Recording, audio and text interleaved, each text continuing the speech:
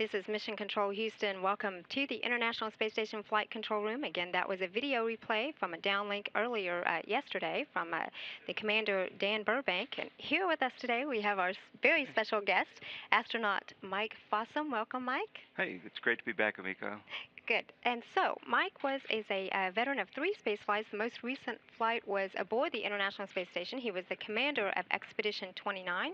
He was actually up there and handed over. As you heard in the video, Dan talked about a little bit about that handover. And so Mike was actually there when Dan arrived and had a very quick handover. I was one of the guys handing over to him. It was great. This video was great. I really loved it because it's such a great description from Dan about what it's like to live up there, to come aboard, and to have a very quick handover. Like you said, we really only had about 4 days to pass over as much as we could and show him how things worked and where we had hidden things, and get ready ourselves to leave. And so it's great to see in the video and his whole description of what it's like to live and work up there for a long period of time, and kind of looking back now as he's nearing the last few weeks and getting ready to come home.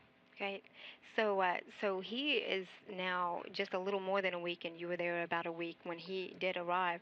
So talk to me a little about that last week. I mean, you obviously had a little more crew prep because you had handover activities as well, but talk to me about some of your thoughts and whatnot before you left. What's going on right now is really, and I've talked to Dan. I talked to him twice last weekend. They're getting ready to come home. He's starting to pack things up. And putting those the last few things that he really wanted to do that are at the very top of his own personal to-do list. He's trying to get a couple of those things done, and I know that he's spending a little extra time with Don and Andre to say, okay, let's make sure we really, that you guys really know everything that you need to know, and of course they do. They've been there since December also, so they're ready.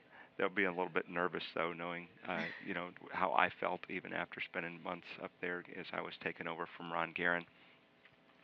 But part of it's just getting your things. You don't have a lot of stuff, but you really owe it to the people that are following behind you to take care of your stuff, to get things packed up, and to get a lot of it actually thrown away, because we don't have a way to return clothes or even wash them. So things like clothes are actually thrown away when you're done with them. And so those are packed. I'm sure a lot of them are packed on that Progress vehicle that's leaving tomorrow morning. That's right. They have that thing packed full of trash right to the point of just barely being able to operate the hatch. I know how that stuff works.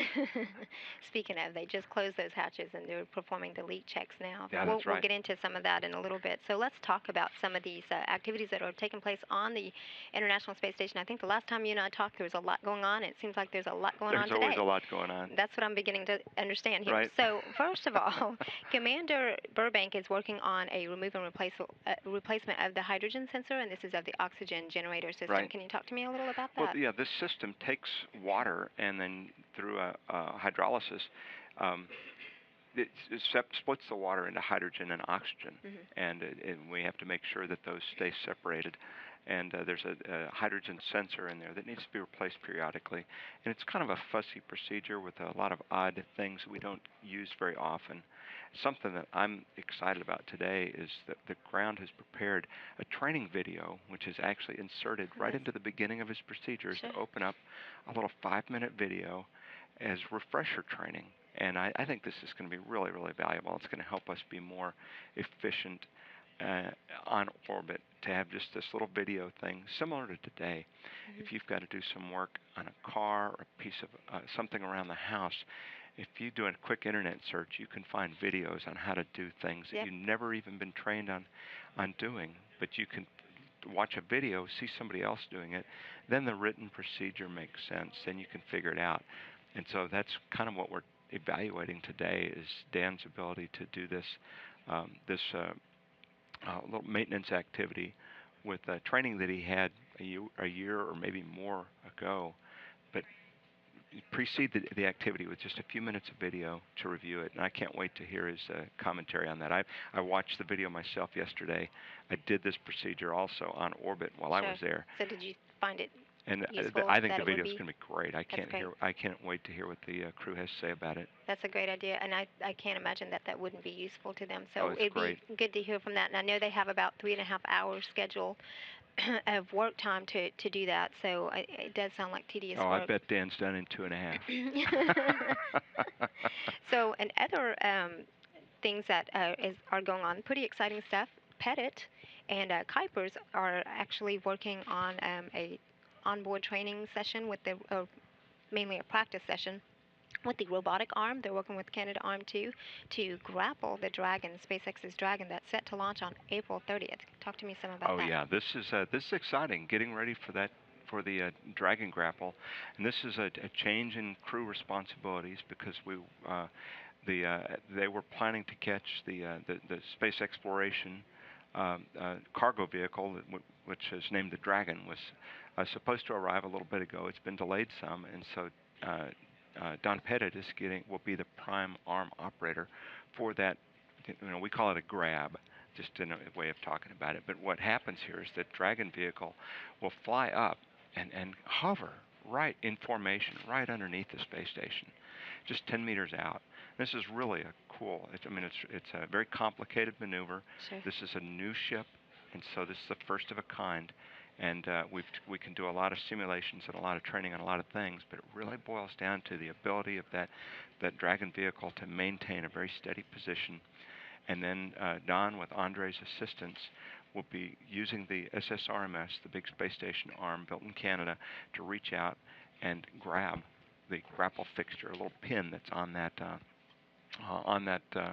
the spacecraft and then they will, once they get it on the arm, then they'll be able to maneuver it and install it. So what they're doing today is actually flying the big arm, manual flying, and this is great stuff because it's real flying. And there's a target on the side of the space station, and they're setting the arm up so it's not directly over that target. It's at an offset, so the crew has to manually fly the arm to get it centered up and then fly in over the pin, and that's exactly the kind of maneuver they'll be doing on about May 2nd or so, when the Dragon vehicle is up there ready for the grab.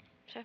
And I understand this is the third time for the station arm to be used to actually grapple a free-flying spacecraft, so that's pretty exciting as well. And I understand now the mission itself of Dragon, can you talk to me about that, is basically to see, to test whether we can fly commercial spacecraft up to the International Space Station. So this is a big test for us. Yeah, the first two free flyers were Japanese HTV vehicles, and Nicole Stott and Katie Coleman were the prime arm operators for those two grabs. And so this is the third vehicle, but it is a different. It's the third time we do this kind of operation, but it is a different vehicle, and so everybody looks forward to just seeing how it performs as it gets in close. Right. And this is also the first of the U.S.-built commercial cargo vehicles, which were built specifically to bring cargo up to the space station by a U.S. carrier. That's the first time we have that. We have the Russian Progress, the Japanese HTV, and the European ATV, which we have the third of the ATV vehicles is docked to the station right now. So this is now the next U.S. capability, the SpaceX Dragon, and hopefully followed soon by the orbital Cygnus in a few months also. So talk to me a little about supplies, the importance. food, clothing, medical equipment, new experiments, those kind of things.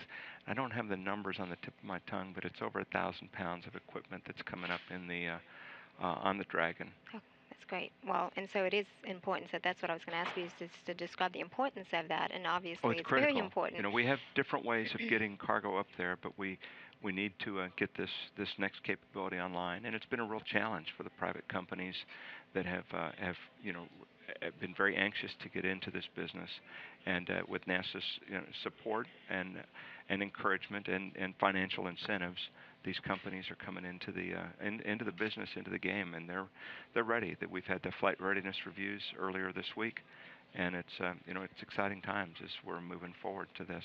Great. Well, we're all excited and looking forward to that. So also, while we're talking about the coming of a vehicle, let's talk about the going of a vehicle. So we also have a spacecraft, Progress 46P. You mentioned earlier, filled up with trash till it's about to buckle.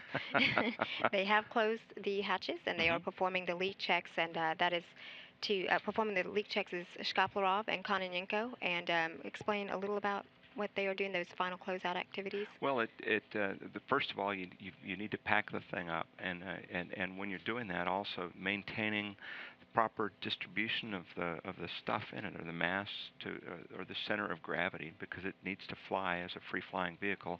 It doesn't land, but it needs to fly safely, and so it needs to be packed so that the control system knows how to handle it.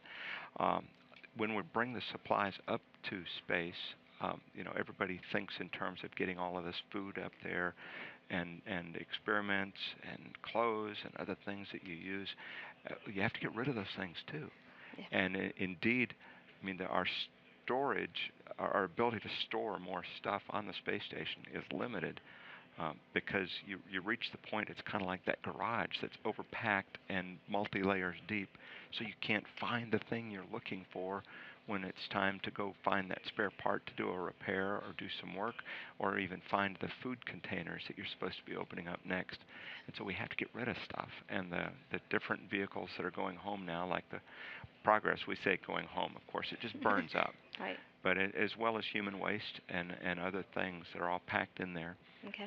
So it's ready to go, and the crew really likes packing those things up, because that means you're opening up some free space on board. For more to come aboard. And so that's the packing part. The other Mhm. part they're doing right now is making sure when that vehicle leaves. Right now, it's attached to a docking port on the station that has a hatch, and they're closing the hatch on the cargo ship as well as the hatch on the station side, because when the vehicle leaves, that hatch and the seals on that hatch are now what's keeping the air in the station. And so we very carefully do these checks on that interface to make sure that the hatch on the station side is solid and not leaking. Sure. So Because that'll be important. exposed to space until the next cargo ship comes to dock in that location. Yes. So very important work that they are Oh, yeah. working on. So it sounds like we just have nothing but important work up there. So let's talk now about. There's also today, Shkapov and Ivanishин are working while Burbank continues to work on that hydrogen sensor. They are going to be doing some crew. Departure prep work, and you talked a little about that, but let's talk about something that you did not talk about, and that was the Centaur fit check. That is the AntiG suit, Yeah. and I think Evanishan is going to be doing a fit check of that suit today. And talk to me a little about what You that is. bet. Well, in addition to getting your personal stuff taken care of, and part of it is making sure you're ready to ride in the Soyuz spaceship again, and the AntiG suit that we have for high performance jet flying and stuff here, we wear what we just call the G suit, and it's kind of like leggings or pants that have air bladders inside of them, and that's hooked into the jet. So when you're pulling G's, that inflates to help keep the blood from pooling in your legs and causing you to lose consciousness. We don't use a similar system. We don't use a system with air inflation for this Russian spacesuit. We use something that actually uses elastic. They call it the cantaver, and you pull it on, and it's very tight. And it squeezes particularly the legs and the leg muscle areas to keep to keep those blood vessels from dilating.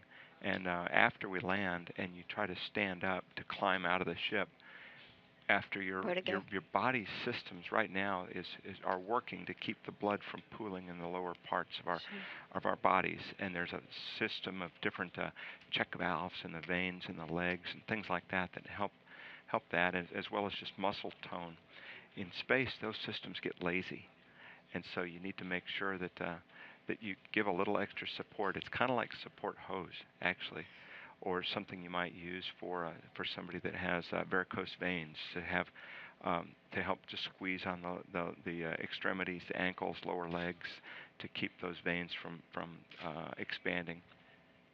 So what they're doing today is a full check of the full system for the guys, putting on that AntiG kind of elastic G suit, as well as then the space suit, and maybe even getting into the seats and making sure that everything fits. And it's a part of getting kind of ready to get in change modes, because they've been a space station crew. They've been living up there for 5.5 months, and they've been taking care of the space station and doing science experiments. and it's time to start changing their way of thinking. It's time to start. They're going to be coming home in another spaceship. They have not spent much time in the Soyuz practicing those procedures that we spend so much time before launch practicing and drilling and being evaluated. And so now it's part of the whole every day doing a little bit of that kind of work to prepare for the ride home. Sure, and what a ride it is. Oh, what a ride it is.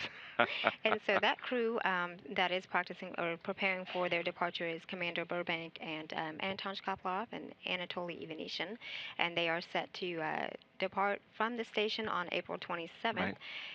Oh, yes. And also, thank you for that correction on the suits. Kentaur. I said Kentaur. Centaur. You know, I'm working on my Russian, and it's not there yet. So let's go ahead and ask some questions. We have polled Twitter, and we got some questions from the public, and we have a few questions. So thank you very much for sending those to us. First, we'll ask this.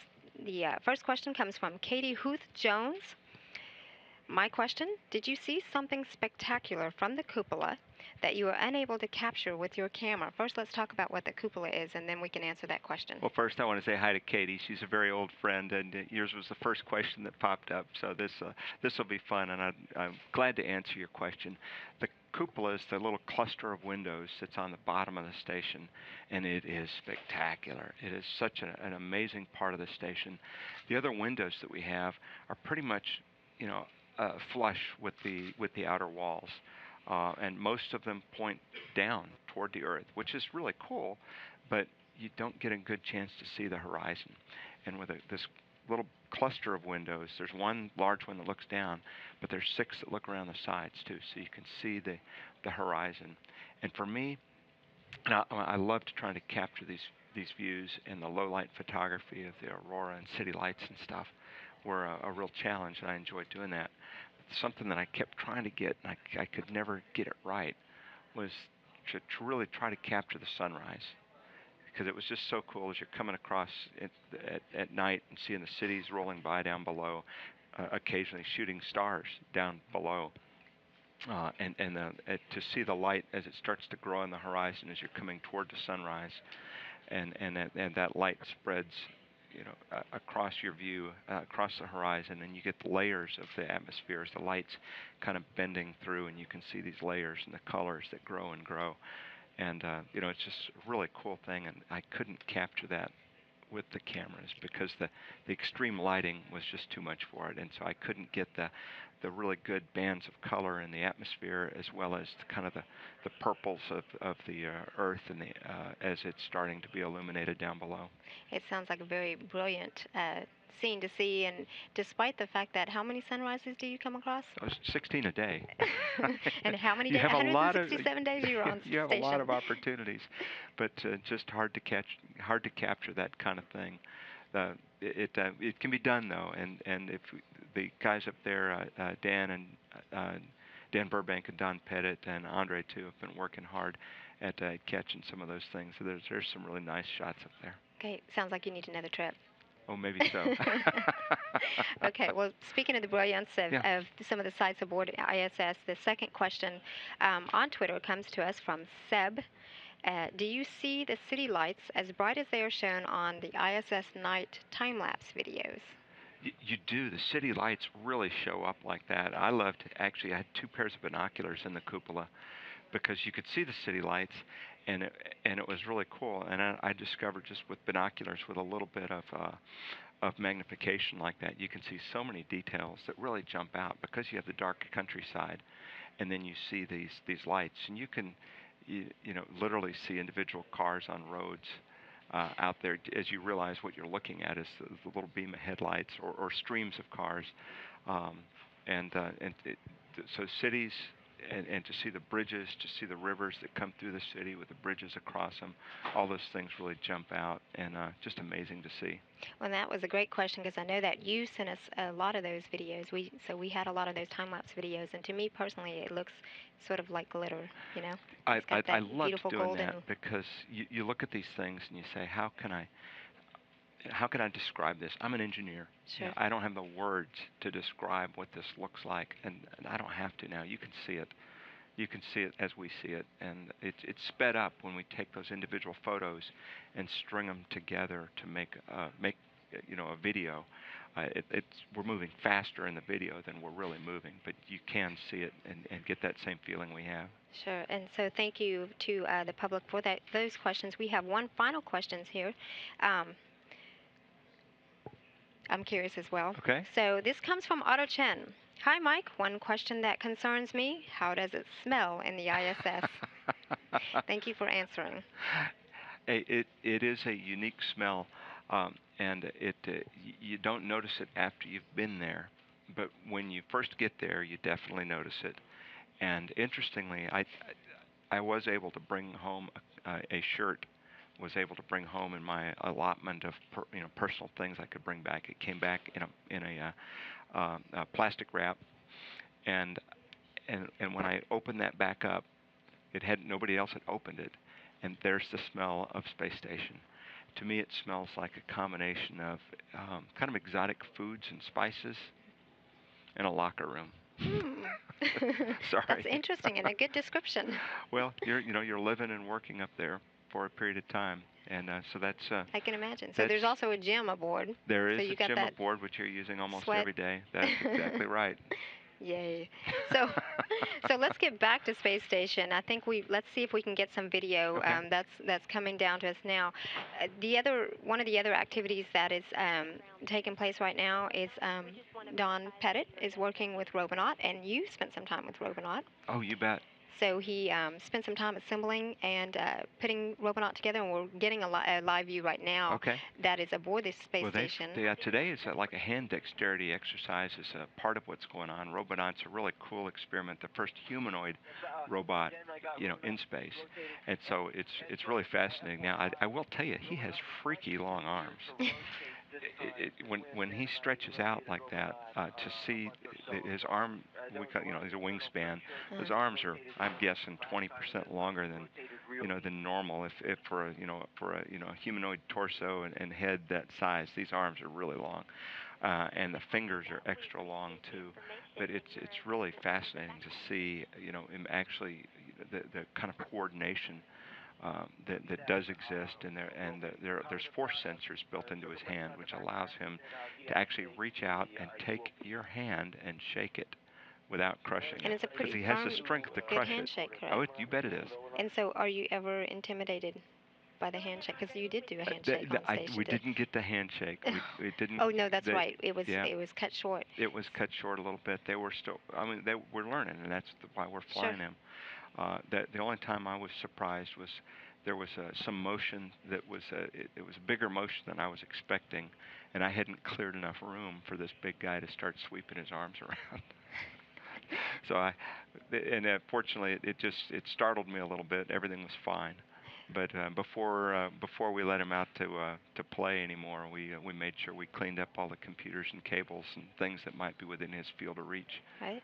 Well, aside from fun, Robonaut I know has some very important tasks, and it is up there for a specific reason. You want to talk to us a little about that? Right now we're there. We have found there are a lot of things to learn about how the robot actually moves and works in the zero-G environment. It actually was kind of unexpected because as in the initial build-up, as we're learning how to do these kind of things, the plan was for him to do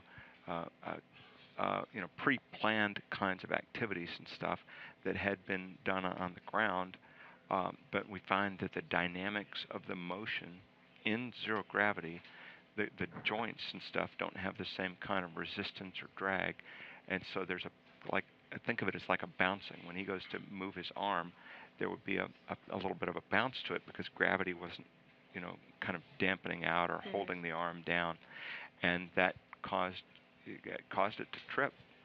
And so we learned about the dynamics of the motion and controlling that motion, and so they've been reprogramming and tweaking and refining those models to make him work a little bit better. And so it's been a learning process. It's been wonderful. The things you cannot learn on the ground. That they kind of expected these things to go ripping right through those kind of checks and on to bigger and better things. But hey, that's why you do this kind of testing. Exactly. And so, and it's a build-up approach to go through those kind of things, to learn the control, and then to work our way into doing things.